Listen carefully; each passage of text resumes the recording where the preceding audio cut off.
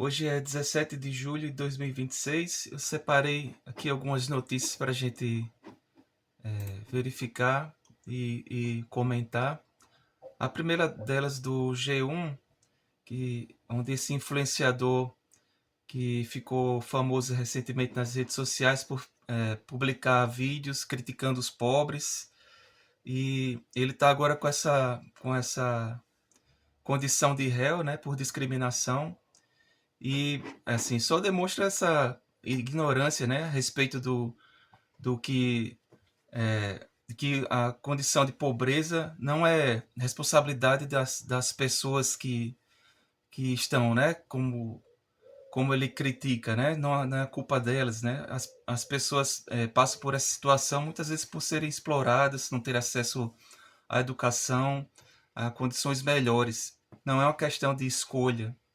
Então, assim, a gente fica feliz assim com essa notícia, porque uma pessoa que tem esse acesso a divulgar essas informações, essas ideias, acaba espalhando essa mensagem e a gente tem muita coisa mais importante para resolver do que ficar é, criando essas ideias e gerando esses problemas, né? Essa passagem assim de uma mensagem preconceituosa e onde, como eu disse, as pessoas não têm culpa por serem pobres e, na verdade, elas são muito mais vítimas do que culpadas, né?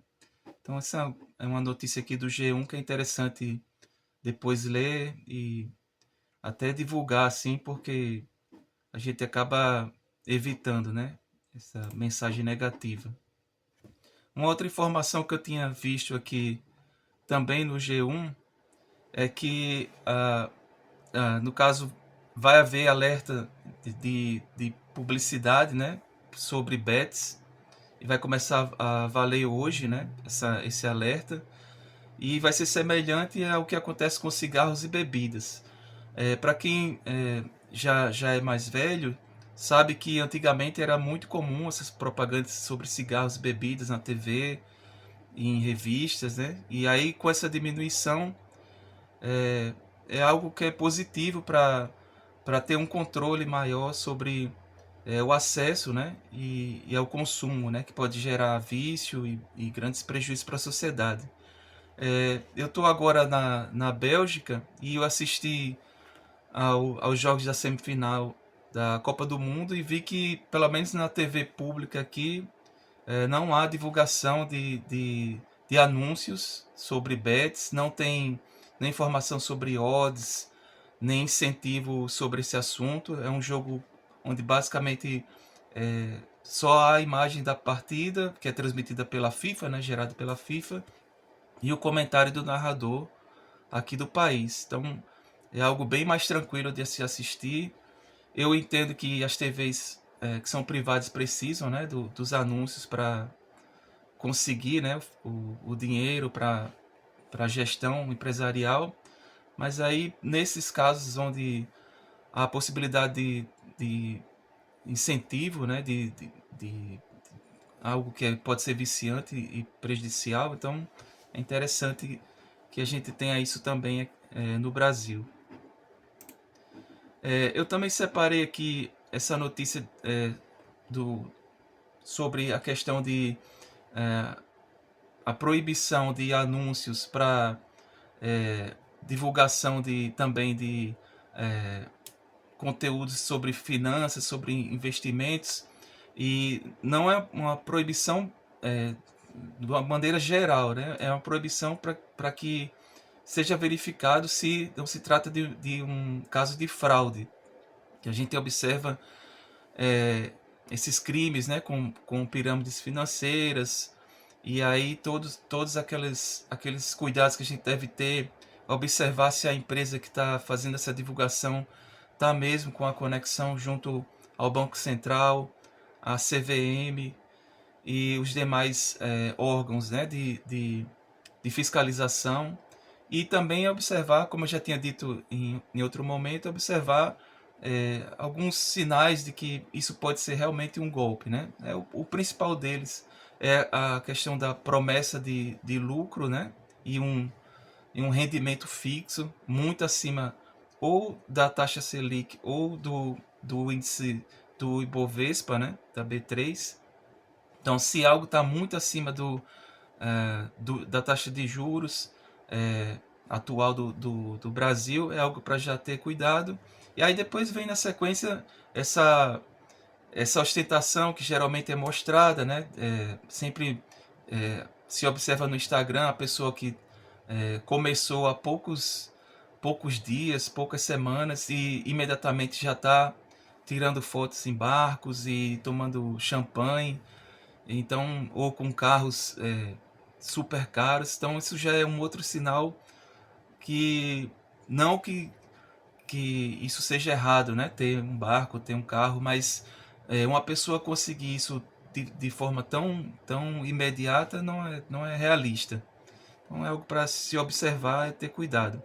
Nesse caso aqui especificamente, a justiça pede que as grandes empresas, né, como o Google, é, já possam imediatamente eliminar esse tipo de propaganda sem precisar uma ordem judicial para se tornar mais rápido, né? Então, existe uma possibilidade da própria empresa receber a denúncia por parte de algum usuário e já observar, e se for algo muito já na cara, né? Então que a própria rede social já possa eliminar essa divulgação. Então, também mais uma notícia positiva. Ah, eu também vi aqui no site da Tribuna do Norte, que é um jornal do Rio Grande do Norte, um assunto que é até geral, né, que a gente vê no Brasil. Nesse caso aqui, os usuários reclamando que os aplicativos, né, de transporte, eles estão com os preços mais altos e também com problemas de muita espera, né, para conseguir, né, a locomoção.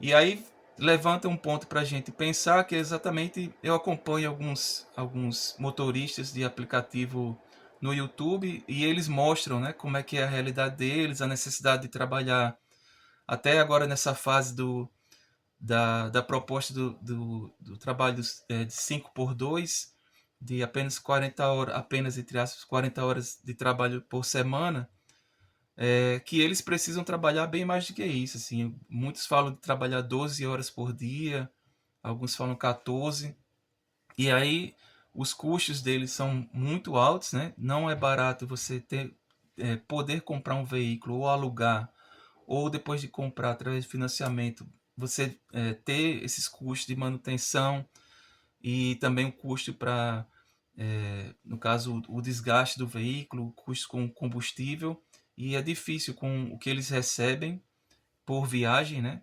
para manter esse trabalho, né, para ele ver como algo que consegue fazer com que ele sustente a sua família. Então, a gente pode começar a pensar que isso precisa ser discutido, né? Tanto com a empresa que criou o aplicativo, quanto a população que precisa, né?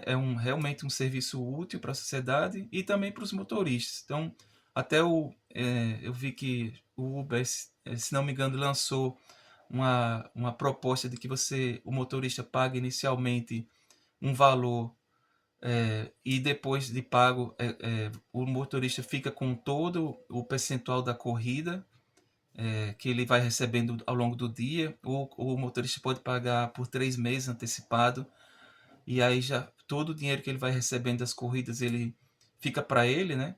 Mas ao mesmo tempo, pelo cálculo que eu tinha visto, não tem uma mudança tão grande, não tem esse impacto nas contas no final do mês. Ele acaba também tendo um problema, né, de ter que trabalhar muito, e também não fica muito claro se após pagar essa taxa inicial, se as corridas vão ter um preço correto, né, adequado tanto para o motorista quanto para as pessoas que estão solicitando o serviço. Então, mais uma vez, esse assunto fica aí para a gente pensar e realmente, pelo que eu vejo, já em 2026 a gente não tem uma solução já definida, né? Ou pelo menos a solução que a gente imagina não está aí colocada para ser posta em prática.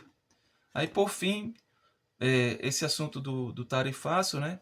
E aí, nesse portal Exame, mostrando que os Estados Unidos ficam pedindo coisas que até são parecem ser absurdas, né? Porque eles estavam simplesmente pedindo em troca que fossem zeradas as tarifas para o setor de indústria e setor químico dos Estados Unidos e que o Brasil tivesse essa liberação com relação aos minerais críticos, né? Então, tá aqui a foto do ministro, né, atual, esse Márcio Rosa.